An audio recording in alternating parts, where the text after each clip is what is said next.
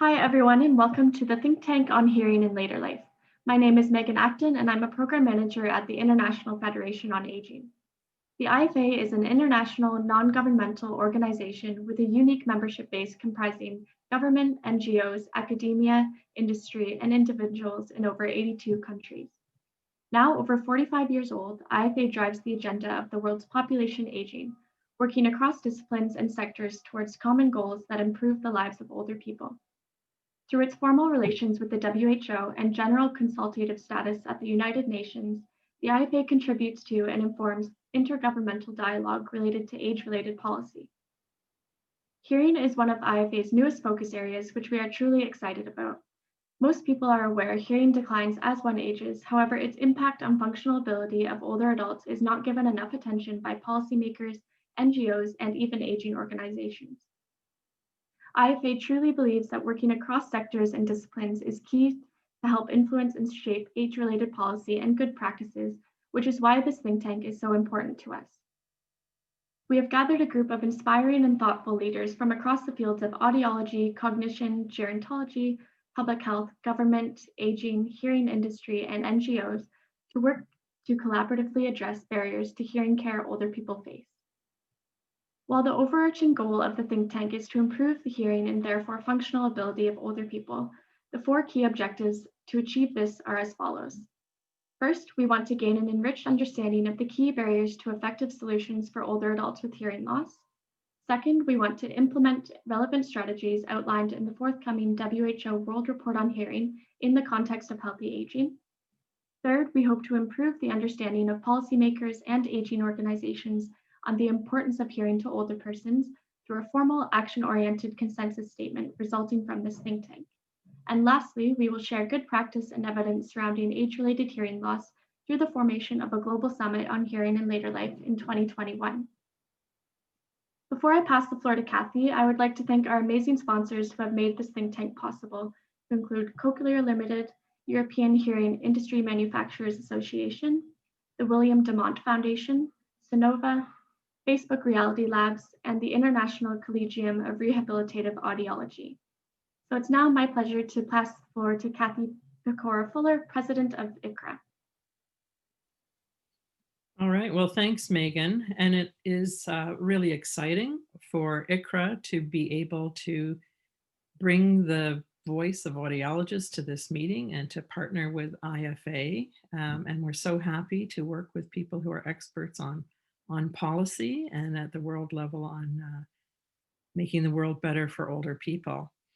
The International Collegium of Rehabilitative Audiology, ICRA, provides an international forum for exchange of the latest research and advances in rehabilitative audiology. So we are all researchers, but we are also involved directly in practice. ICRA was founded in 1988, so not quite as old as IFA, but over 30 years. And its fellows are researchers from around the world who focus their research on advancing assessment, technologies, management, counseling, development of outcome measures. And one of our kind of recent forays has been into implementation science, which I think makes this a key type of research that will help us as we go along into some of the uncharted waters of our adventure together. So our research covers the effects that a hearing disorder can have on somebody, their functioning, activity, participation, quality of life. We come from 41, there are 41 of us, 41 fellows, and we come from 13 countries on 5 different continents. And it took me a while to figure out, well, what is an audiologist and what is rehab audiology? And what I think we represent is that it doesn't really matter how we've been trained. Some are trained in what I think of as the North American model of audiology training, but some of us are psychologists, some are engineers, we've had members who are sociologists. So it really is the people who care passionately about making the world better for people with hearing loss. And that's what brings us together. We are an affiliated society of the International Society of Audiology, And many of our members are very active in ISA, and that will also help us to achieve what we're trying to accomplish in the think tank. So rehab, the goal of rehab audiology is to promote through new basic and applied research evidence, the development, evaluation, and implementation of new technologies, but also behaviors of the person, behavior of their significant others and people in society, and changes in the environment, the physical environment, acoustics, but also the social environment. So it's a very, very broad approach to trying to achieve these benefits to people with hearing loss so they can participate more fully and more broadly in all the activities of everyday life. So I think when we think about this in relation to aging, the kinds of things that come to mind, some people might term the longevity dividend, so this is a term that has been advanced by economists, and it would get us thinking about the fact that despite the beliefs that some people may hold, that older people are dependent and a burden and a drain on the economy, that actually they have contributions that they make on a regular basis, which are substantial. They can participate in the workforce, they can care for family members. The baby boomers are going to be a force to be dealt with as our population ages.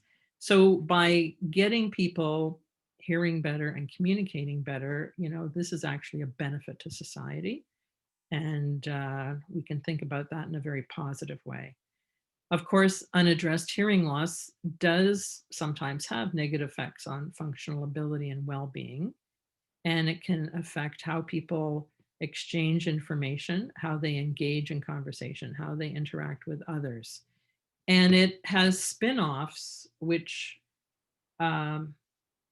actually result in very serious consequences to health more broadly, like loneliness, social isolation, and depression.